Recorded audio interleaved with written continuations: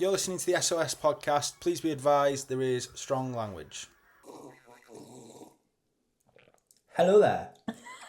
You see me drinking out of my new mug? Oh, you don't, because you're listening to this on Spotify or Apple or wherever you get your podcasts. We're sending out an SOS podcast. How you doing? We've got a bit of a different one for you today. As you can see, if you can see, we've got our laptops out because we're delving into some serious shit. As always, this is personal recommendation. We have done research as best we can to make sure all this information is accurate and not just from our experience, but we're going to rely heavily on our experiences. Please don't take any of this as gospel. Do your own research, get your own advice. Don't sue us. So, yeah. Hello, welcome to episode 2 of Sending Out an SOS podcast.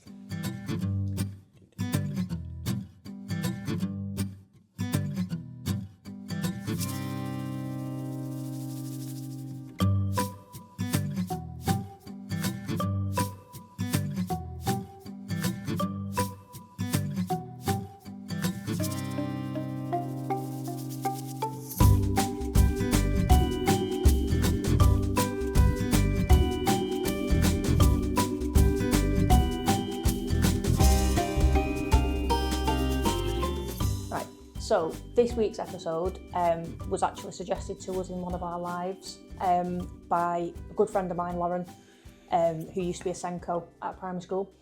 And she said to us what would be good is if we broke down an EHCP. So that's what we're going to do. We're going to break it down section by section, what information is needed for each section, delve into sort of loosely the school process of APDR, which is Assess, Plan, Do, Review, and the golden thread that links every section together. We're going to talk about the professionals that are involved in collating an EHCP, whose input gets put forward, link it back to our little girl's EHCP just to give a bit of context. But yeah, we're just going to try and break it down and more importantly as well, try and look at hints and tips for the wording that you're looking for. Because as we found, not with ourselves, but with people we've spoken to whilst researching for this episode, is sometimes the wording can be a bit funky. Yeah. So as a parent, you can interpret it one way and the local authority will interpret it a different way.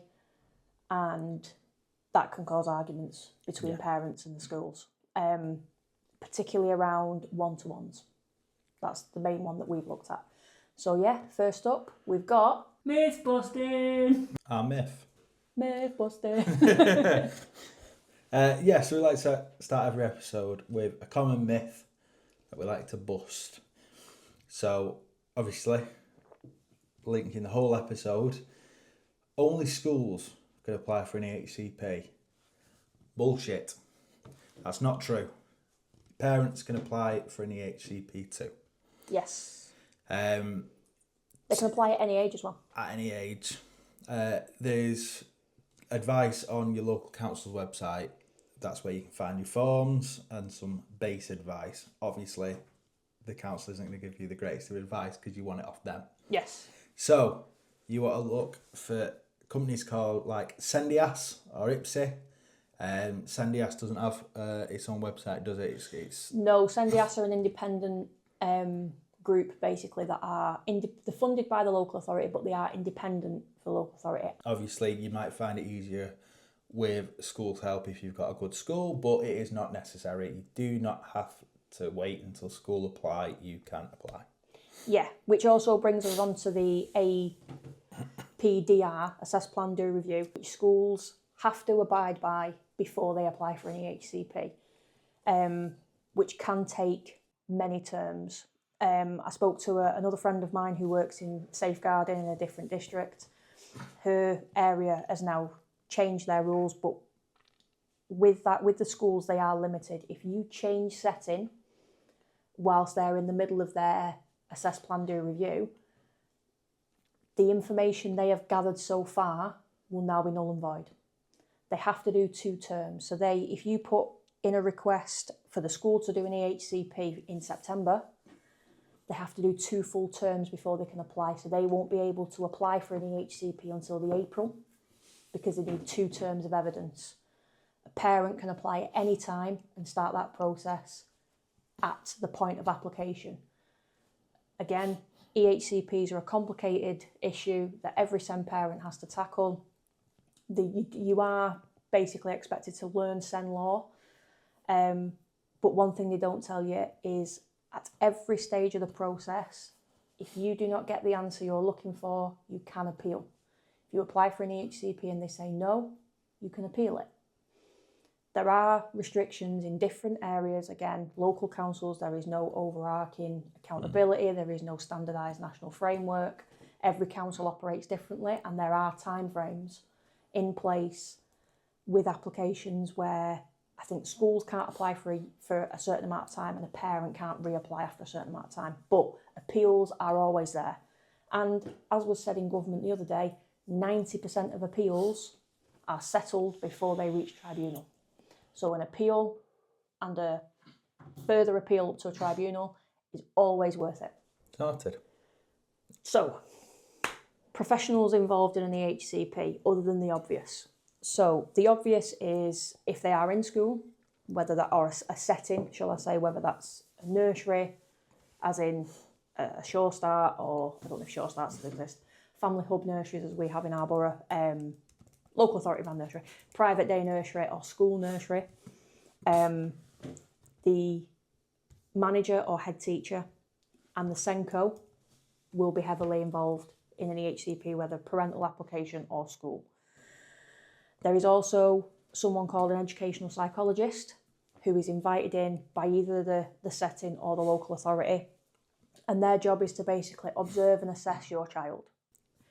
Now that could be in a full setting of a full class, or could be in an intervention setting which is separate, could be in the playground, could be in the assembly hall, in multiple different situations, and they will observe and assess your child and how they cope in these situations. They will also have a meeting, as ours did with us, which we'll talk about in the next part, but they will take into consideration the views of the parents, the child themselves if they are verbal or able to communicate, and the teaching staff. And their main role is to provide recommendations throughout the EHCP of what your child's needs are and how they can create what they call supported outcomes, which we will touch on later. The second big professional involved is speech and language. As many people find with a child with autism and ADHD, is even if they're able to verbally communicate, or if they're not, there is probably going to be an intervention of speech and language at some point. And they assess different things. It's not just whether your child can talk, it's communication in all of its forms. Language, so your child may be able to talk, but their language may be limited. And they also cover eating and drinking. So in terms of if your child struggles with fine motor skills and they can't hold cutlery, but they can eat with their hands, that's covered by speech and language. And they provide also recommendations of interventions, techniques, and short-term goals.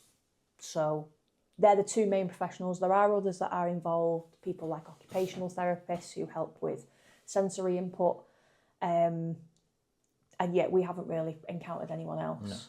No. The occupational therapy reports are usually, as I have been told, something that you as a parent has to provide. The local authority are not forthcoming in providing an occupational therapist report.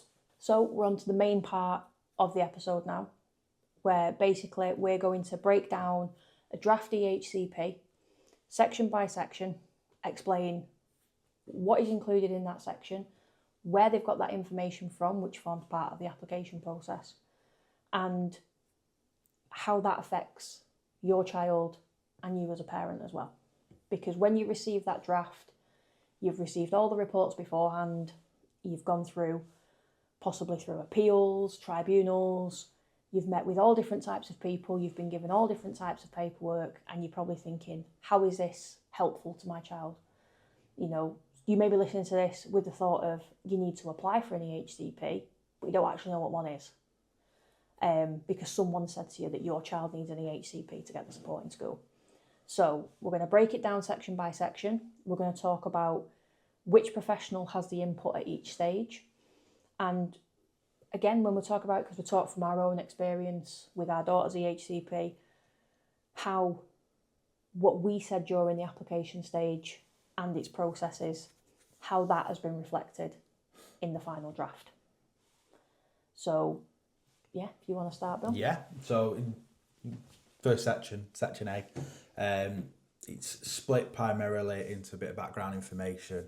So you've got your background information, so who lives at home, parents, grandparents, all that sort of stuff. So just want to make sure. Siblings, you just got to make sure they've not missed anything obvious out there. And then we go into the child's views and aspirations on what they want to be achieved in the plan. So what they want by the end of school, basically. So it's their plans going forward, if they have any, what level of support that they think they need, basically. I know it's going to be quite hard, and your kid might not speak, so that will have just been left blank, but this will have been formed when the educational psychologist has seen them, or the occupational therapist. They'll have sat down with them and asked them these questions, going through their day, day to day. Yeah. So with our daughter, obviously she's non-verbal. So what they did for this section on hers, let me just go back and have a look. I'm 99% sure they just left it blank. Yeah, so it just said that because she's not able to communicate, she's not able to share her views. However, those that know her suggest X, Y, Z. So, yeah, if your child can't talk, don't think that their view, and what they want hasn't been taken into consideration, because it has. Yeah. And then we go on to the parents' views and aspirations. So this is where you get in. So you'll have sat down at some point with the head psych, probably done what I did in that meeting and gone, who are you? What are you doing? So yeah, you'll sit down with them and the school, and then you'll sort of discuss what you want from your kids as but in a sort of serious way. Obviously, whenever anyone asks you that, you say, well, I just want them to be happy and I want them to do the best. This is where you're like, from your experience with them, what you see in their future. So for us, Lila, fantastic with numbers. She loved taking things apart and stuff. So I said, she could be an engineer. She could be working STEM. Maybe it was a bit of an offhand comment, but she loved maths. And that went in the final EHCP, didn't it? I think to quote, it said, Dad wants Lila to be an engineer. I think she misinterpreted what he actually meant. Yeah, but so you have your chance to say that, make sure that's right, and then what setting you think's best for your child. So it'll be set out. This is one of the main ones you want to check. So for us, at the time of application, we wanted a specialist provision. No. Sorry, no. yeah, we wanted a you are mainstream. correct. We wanted a mainstream provision, and then we got the EHCP through, and it recommended. So when we did the application and we had the meeting with the head psych, we said we wanted to stay mainstream. She's very academic. We think that she'll just settle really quickly. Obviously, we were new to the whole thing. She was going into nursery, not reception. We had no idea how limited schools actually are. In levels of support they can provide. So we were very firm on mainstream. Yeah. And then we got the EdSpsych report. Yeah. And the EdSpsych report pretty much, they don't necessarily say directly what they recommend. They more talk about how they feel the setting that they are in, whether that is a suitable school type. Yeah. And it might as well have said in big letters at the top, specialist needed. Yeah. To which we then changed our minds. Yeah. And that is reflected in the EHCP. It does say for the initial parents want mainstream, and then it's got an amendment with a date saying parents' preference has changed. Yeah. You will have an EHCP coordinator who will bring you through this whole process. Some of them are fantastic. Ours was not. Ours was not. And the one thing I will say is always keep in the back of your mind that your EHCP coordinator works for the local authority. Yeah. They may work on behalf of you and your child, but they are employed by your council. It's like HR in a business. Yeah. Yes. We had a terrible one. Yeah. She was god awful. We won't name her. We're not doxing. But we did eventually sit. It's like literally the last thing was we sat down with the sort of heads Heads of departments, yeah. They said we could have a new EHCP coordinator, so that is an option. If you don't feel like your coordinator is working for you, request a new one, basically. Anyway, we've gone off on a tangent then. So you what sort of, it'll say what setting that you've requested and why you've requested that. So again, you just want to make sure that that is right. That is sort of one of the big ones to make sure is definitely in there and it's definitely correct. Yeah, and then it's what you as parents think you want the child to achieve. So we wanted her to be sort of involved in lessons. Yeah. Really, that was our main focus by the end of like primary school was for her to be involved in lessons. Yeah. Yeah, and that's basically section A. I don't think I've missed anything there. No. Section B is probably one of the bulkier parts of it, and it's just titled Special Educational Needs. And that's basically, it's split into subsections. So it's split into cognition and learning, communication and interaction, social and emotional mental health, which sometimes you'll see abbreviated as SEMH, and physical and sensory. So this is completed with the inputs of the reports from the educational psychologist and speech therapist, occupational therapists, any professionals that are involved, they will have the input. Now, we'll preface this by saying they will always put the worst case scenario, and they are quite open about it with parents. Well, they were with us. They will, and it's a heartbreaking thing to say, and it is a heartbreaking thing to read. I will prepare anybody who's going through this. It's a heartbreaking thing to read. Is in terms of your child's learning strategy, anything like that, they will paint your child in the worst light. They will really focus on what they can't do more than what they can do. And that, as a parent, is an awful thing to read. But in terms of completing an EHCP and highlighting your child going forward, it is for the best. Because they will really hone in on things that your child struggles with, and they will highlight that as a need that needs provision. I think it's in the same way with your DLA. You've got to sort of put them on the worst day, so that they get the best care for that worst day. Yeah, I think it's a case of anything. Is you know, we've had a conversation about something different, and it's like in anything, they will always give you the worst case scenario, because if they give you the best case scenario and it doesn't work out, then you can sue them. So they will always, unfortunately, paint your child in the worst light, but it will benefit your child in the long run.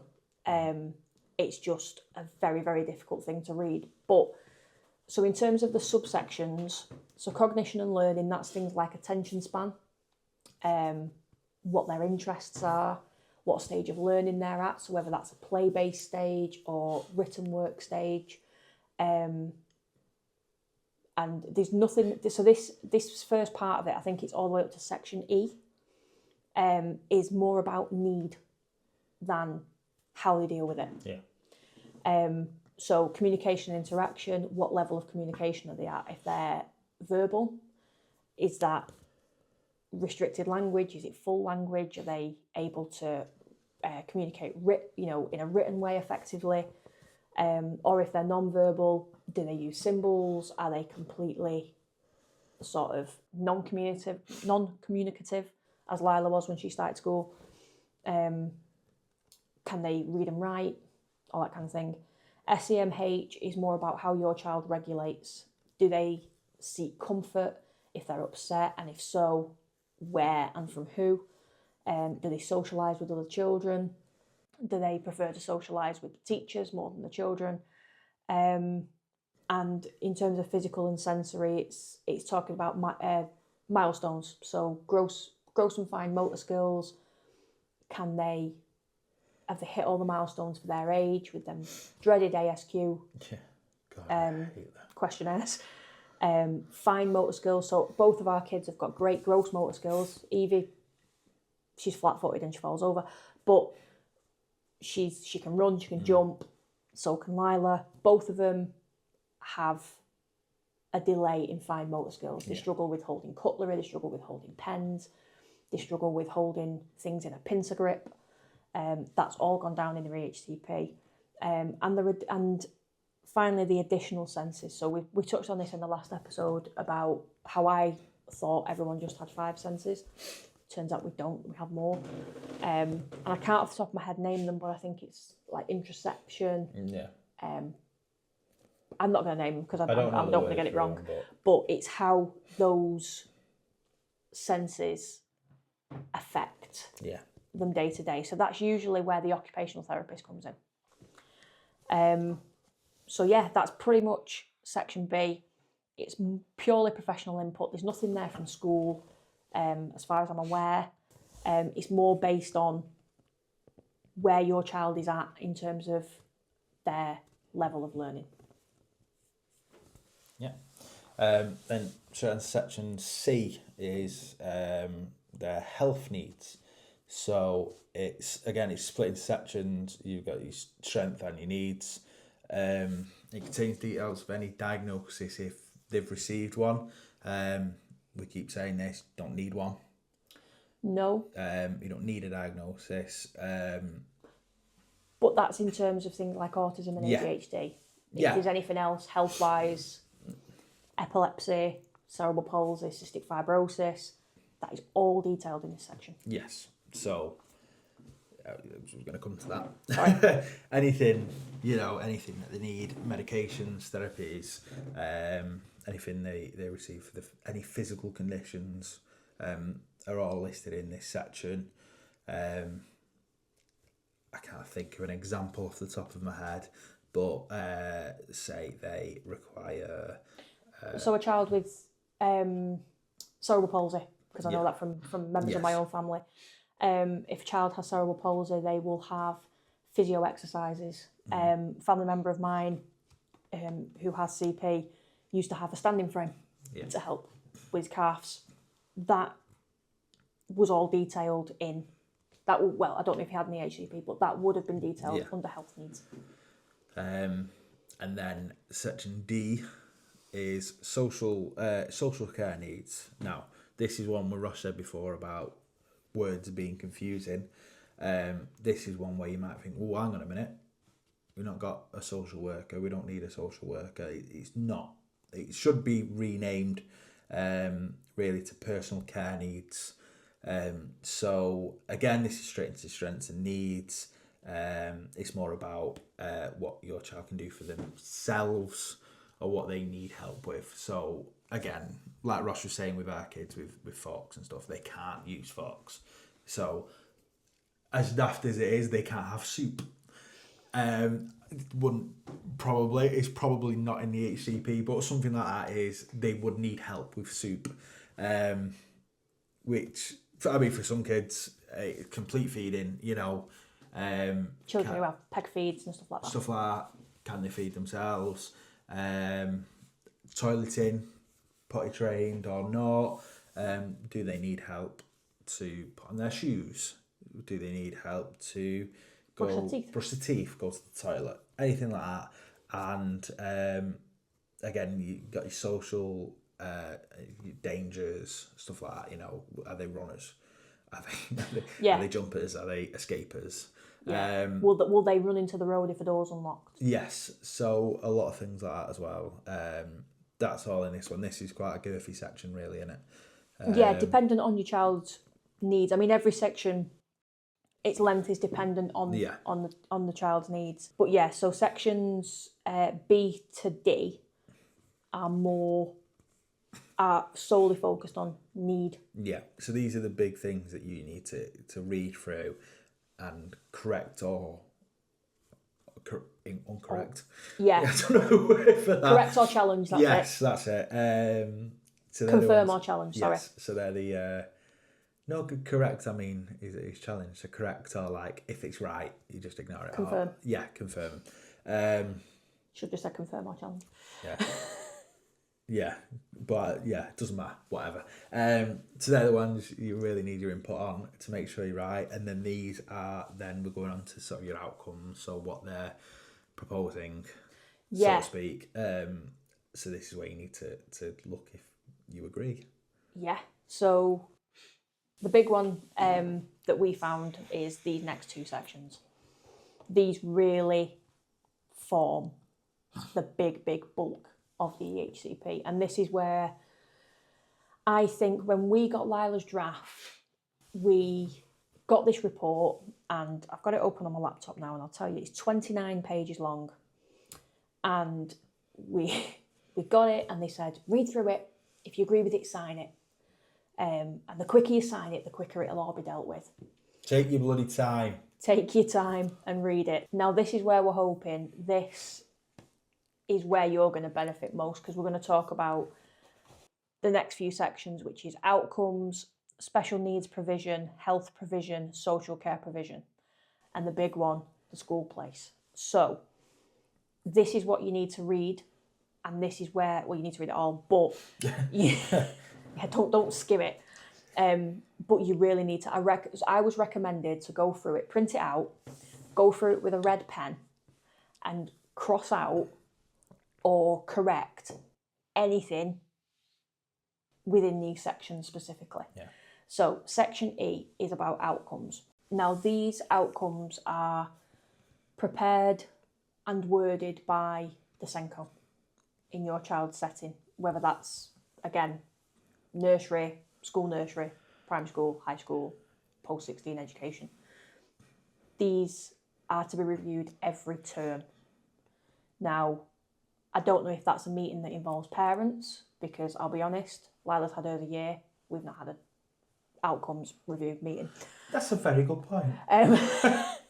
These could be done in-house. I will be contacting Lila's SENCO to work out when we need to do it. But in terms of termly, there are 3 school terms. There's the autumn term, which runs September to Christmas. Spring term, New Year to Easter. Summer term, after Easter to the end of the school year. So make sure that you're aware of how often these are to be reviewed, and check in with the SENCO. Have these been reviewed? Can I have an update on these outcomes? So they are classed as short-term outcomes. A lot of our daughters on hers say by the end of early years foundation stage, so by the time she finishes reception. But they're split into multiple sections dependent on the level of need, and the information that the SENCO uses to compile these outcomes comes from the professionals. Yeah. And it comes from everybody and all the input in section B and C. So they're split into 4, which is education and prep for employment, which is primarily the educational psychologist input. So that's, again, cognition and learning, independent skills, communication and interaction overlaps with speech therapy. Then you have your speech and language outcomes. Now, what happens with these is these are actually compiled by the speech therapist. So they have short-term and long-term outcomes. Next section is having friends, relationships, and being part of the community. That highlights all the SEMH needs that we went through in the previous sections. And then health is, again, if there's any physical needs or sensory needs, what the outcomes are. They're often outlined with achievable target dates, but they are always up for review. You can call an annual review at any time, but they have to be reviewed at least annually. Yeah. And again, obviously, termly, but they have to be reviewed annually. The next section is the needs provision. So this is the big one. Again, we got this, ours is about 6 pages long. This is the part that I always recommend you print off. If you want to, put this section on of the podcast on. Get your red pen and your green pen. Tick things you agree with and cross out things you don't. So they're split into the same categories as the previous section, but they now provide an outline of what care needs have to be provided and who is responsible for providing that care need. So it's usually a teacher or a TA, but they may include things like environmental adjustments. So if your child needs a quiet environment, if they need to go into the hall, do they need ear defenders? Is a school hall too much? Are they going to get too overwhelmed? So what plan can be put in place? What provision can be provided to adjust that child's environment? What curriculum adjustments need to be made? Yeah. So one of the big things for us is we were told that Lila needed an adjusted curriculum that her school at the time could not provide because she was at more of a play-based stage of learning. So it's things like, if your child struggles with reading and writing, what help can be put in place? Do they need, again, we've spoke about them before, the acetone overlays that go over? Do they need pen grippers? Do they struggle with being given, on a maths assessment about multiplication?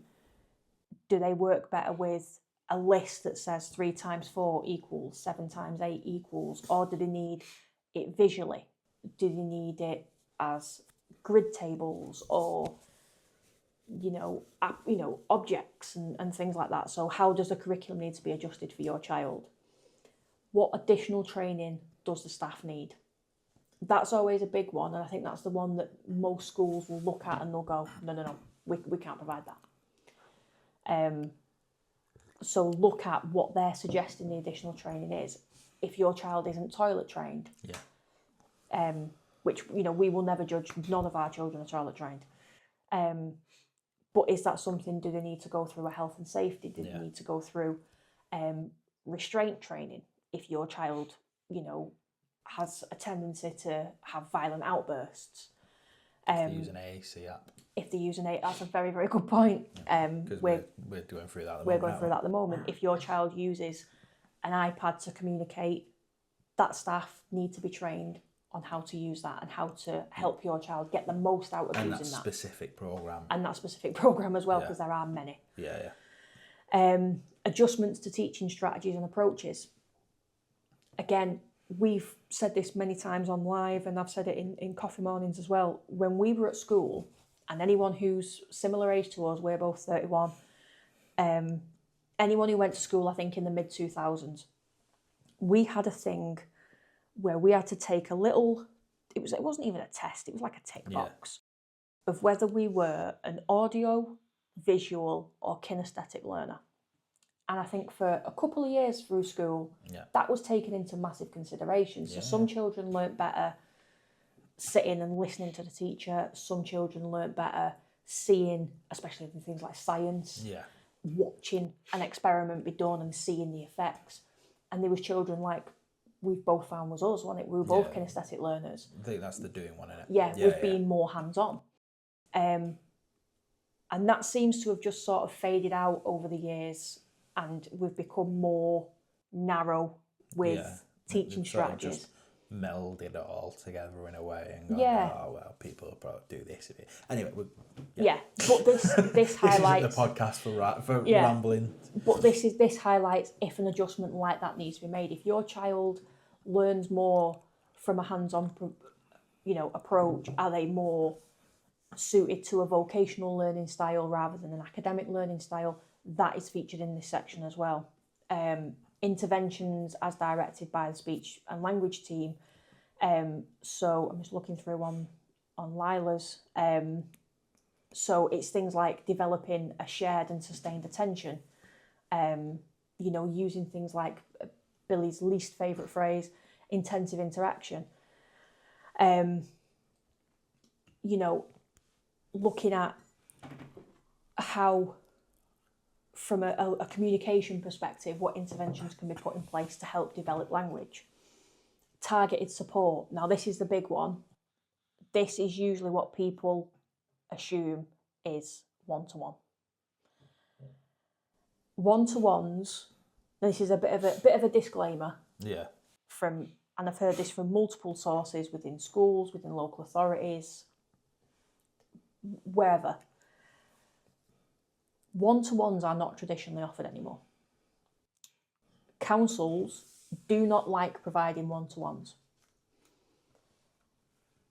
I agree and I disagree. Mm-hmm. I disagree because Lila really benefited from one-to-one. Yeah. Massively benefited from one-to-one. And children like Lila, who have similar need, really, really benefit from having that personalised attention. But what happened around Christmas, just after Christmas, last year with Lila and her one-to-one? She stopped coming in. She was ill. She went on long-term sick, which I hope was nothing to do with Lila. But she went on long-term sick. It took us a half term. Yeah, around that, maybe even more. To get Lila to want to go back into school. Because she had a morning and an afternoon. So she was always all right in the afternoon. But yeah, when her afternoon TAing she was great. And she came out of school so happy because she had the same person constantly. When there was changes to the morning TA, morning one-to-one, she flipped. Mm-hmm. As soon as she saw it wasn't who she was expecting, she wouldn't go in. And I think that's the downside to having a one-to-one. Yeah. But what... Because she doesn't have one now, but obviously she's got better trained teachers. Yeah. So I think they're in a 1-to-3 ratio now. Yeah, she's in a lower ratio and she's getting used to multiple members of staff, and obviously she's in a resource base now, which is a lot smaller. She's not in a classroom of 48 kids anymore. Yeah. She's benefiting from that close attention. Yeah. But how they word that in an EHCP can often trip parents up. Mm-hmm. So and I've been told the key phrase they use is, if your section F, targeted support, says that your child would benefit from a one-to-one, don't get your hopes up. Don't get your hopes up, because that is, from our experience and experience of parents I've spoken to, that is local authority speak for, you probably could do with one, but we're not going to provide one. If it says that a one-to-one is needed for safety, or safety is generally what the wording for, and if it says that it is needed or is necessary, then they will provide not necessarily a one-to-one, but maybe a 1-to-2, or possibly I think they can stretch to a 1-to-3. If it says would benefit, people scan that section F and they'll look for one-to-one, one-to-one, one-to-one.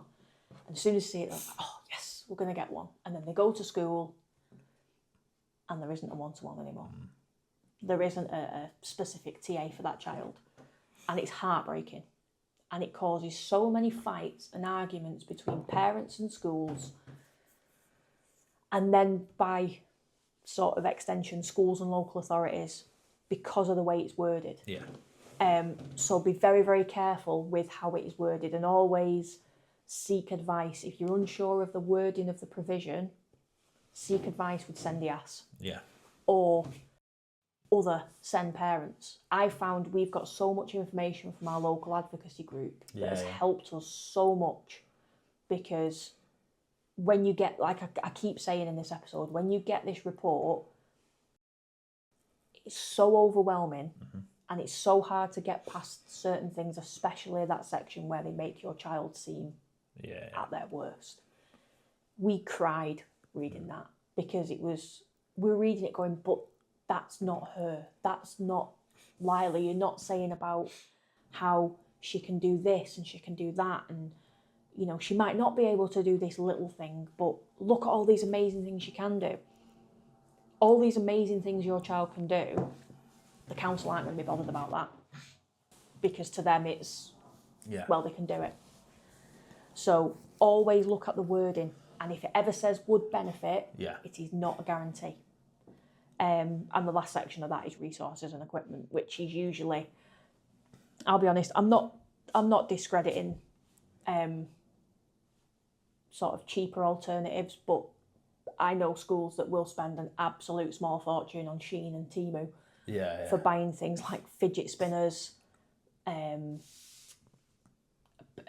peanut balls, and stuff like that, because the council just won't provide the funding. But the resources and equipment will always detail of little things that would benefit your child, especially in a sensory way. Just to jump on as well with what Ross said then about, you know, speak to your local advocacy group or whatever. Obviously, if you feel comfortable, put it on the Facebook group. You know, ask for advice there, or jump on a live. We've got a lot of people who are constantly in the lives. What's up? I put sugar in my tea. I didn't think you had sugar in your tea. I do. Sorry. Jump on the live. Jump on the live, thank you. Because there's people who are always jumping in on the live who are part of the Facebook group, you know, people who do work in schools and stuff like that, so they will always help. Yeah, you know. we have great people on the TikTok following, and we are still going strong on every live. We have had a win. Yeah. So we're going. Section G is the health provisions. So this is basically a list of everyone who's responsible for your child's care, depending on health needs. I think for us it would mainly just speech therapists, wasn't it? Paediatrician. A paediatrician.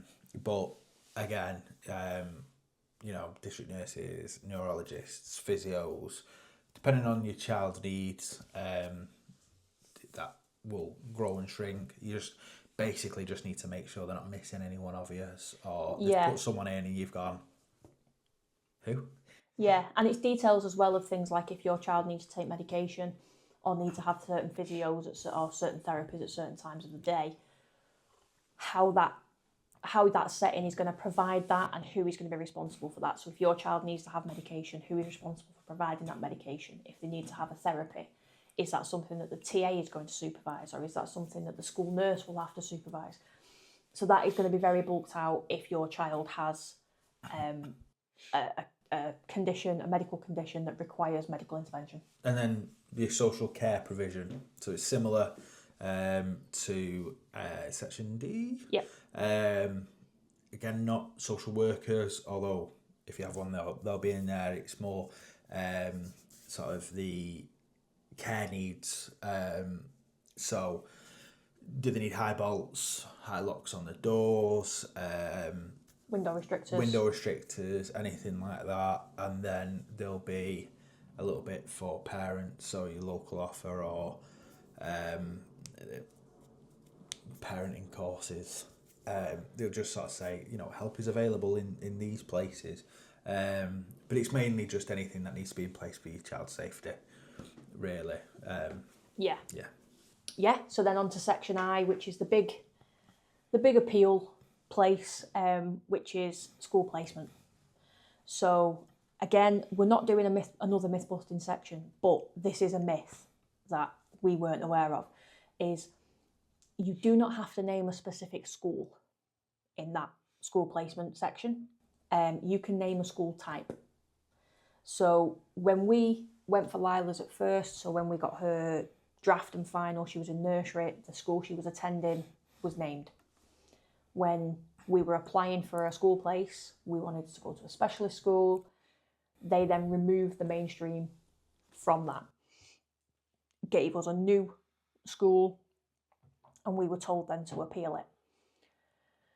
We were told wrongly, which we found out later was wrong, that we couldn't appeal until a school was named. That is not the case. You can ask them to name a school type. So a school type, either mainstream, specialist, education other than at school, or an alternative provision.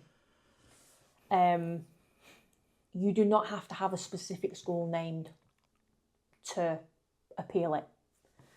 So please do not let them fob you off by thinking that you have to take the school that they've given you. No.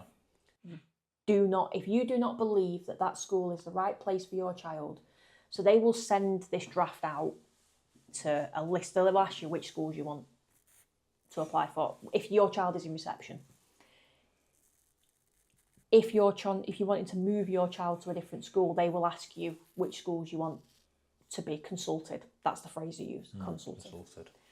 They will send your child's draft that we've just gone through to those schools. Those schools will read specifically through section F, G, H, and they will say either yes, we can meet need, or no, we can't. The local authority will then pick a school. Yeah. It is usually the cheapest local authority run school. So if that is a mainstream school with a resource base, if it's a specialist school, if they will very rarely want to name an alternative provision, that's a whole different episode of hoops you have to jump through to get to that. But they will, in the first instance, give you the cheapest local authority run school. If you're not happy with that... And just to clarify that doesn't mean like the school where things are falling off the ceiling. No. Obviously, for the council, it gets more expensive the more specialist you go up. So when we're saying cheapest, we mean... Cheapest for the council. So the lowest of the ladder school that can meet need. So if a specialist school says they can meet need, but then a resource provision says they can also meet need, they'll go with the resource. They'll go with the resource provision because that's, arbitrary numbers, 40 grand over 70 grand. I don't know exactly the numbers, but they'll do that. So every child that goes to school, whether they have an EHCP or not, and they go to mainstream, every school will receive what they call a pupil premium. So it's money that the school receives to take that child into school. Forms part of the school budget. If that child has an EHCP, that pupil premium goes up. So that child has its own budget, essentially. If your child, so like Billy's just said, if all these schools come back to you, and hypothetically, in the ideal world, you've had every school you've sent it to has said we can meet need. So you have a mainstream with no resource, a mainstream with a resource, a local authority run specialist, and an independent specialist. You want your child, hypothetically, to go to that independent specialist. That is not the first school they will name. They will name the mainstream with no resource. If it says they can meet need. They can meet need. If the mainstream can't, it goes to the mainstream with resource. If they say they can't, the local authority specialist. What the problem we found with the local authority specialist is, I think, the same across the country.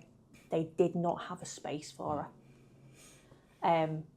Now, I'm not going to get into the whole debacle of who gets a space, because that was a whole issue. But we were told that because we wanted to appeal, we had to name a school. Yeah. You don't. You can either name mainstream or specialist. They will say you need to name mainstream to appeal for a specialist. If you're ever in that situation and you're thinking, I don't know what to do, what are my options? In the first instance, always contact SENDIAS if they are available in your area. If not to blow our own trumpet, because there are other SEN content creators out there. Get yourself on TikTok. Find a SEN creator, preferably us. But find a SEN creator. If they're on a live, jump on. Because there'll be people, parents, educators, medical professionals, council workers in that live. Yeah. Somebody will be able to give you some advice. Do not take the local authority's word as gospel. That's the best bit of advice we can give, because we went through that, and we went through 3 months of absolute turmoil. Yeah. where we barely slept, we were fighting fires constantly, and when we finally got a meeting, it was, oh, well, if we'd have been told this in the first instance, we wouldn't have gone through all this. So, yeah, Section I is the important one. Then we move on to Section J, which is a personal budget. Now, that's usually aimed at those in what's known as the OTAS, which is the education other than at school, or home education. We will have another episode to follow up on that and how that kind of EHCP looks, but we will get somebody in, a professional, to talk to us. But the only piece of advice I've been given about personal budgets is, pardon my French, it's like rocking horse shit to get. They do not like handing out personal budgets. Because obviously that's money that comes to you as a parent because your child is not at school. And then the final section is Section K, which is almost like a references section, is who gave what information, how do we contact them for further information or clarification. And yeah, that is pretty much how It's sort laid of... out. Yeah, it's sort of how it's laid out, and it's probably in its simplest form.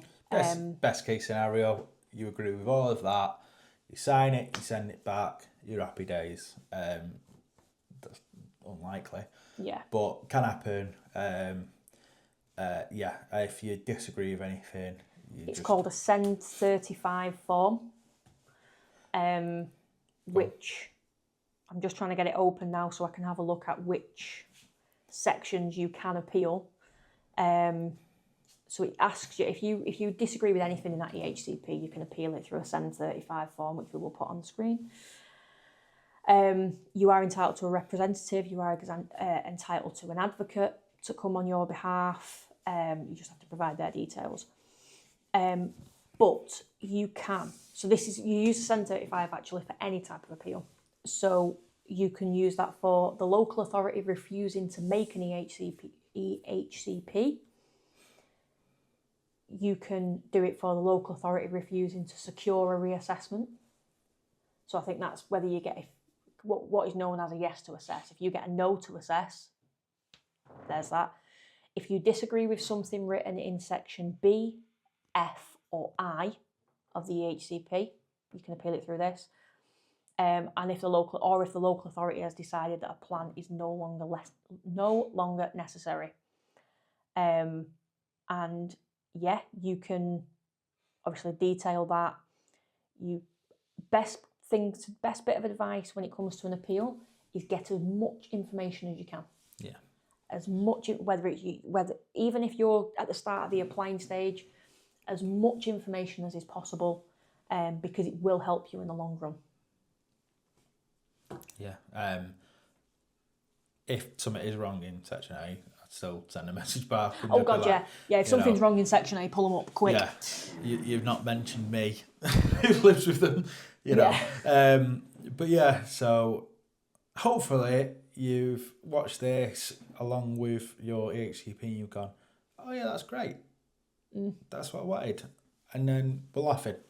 But if not, there is, like we say, Sendias, IPSI, forums online, advocacy groups.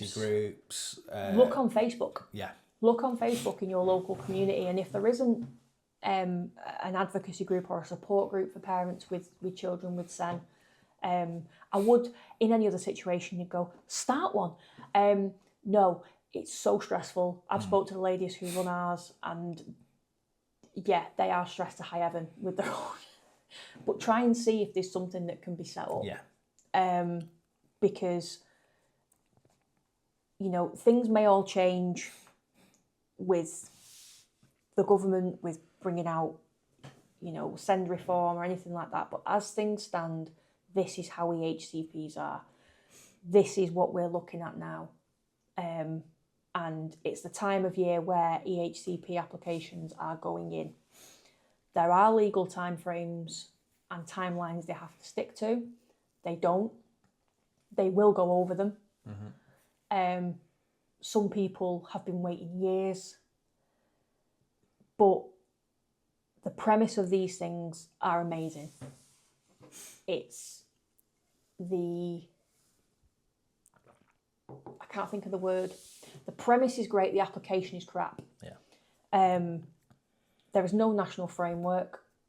There is no national standardised form and format. If you need help with how yours looks in terms of details and visually, speak to somebody in your area.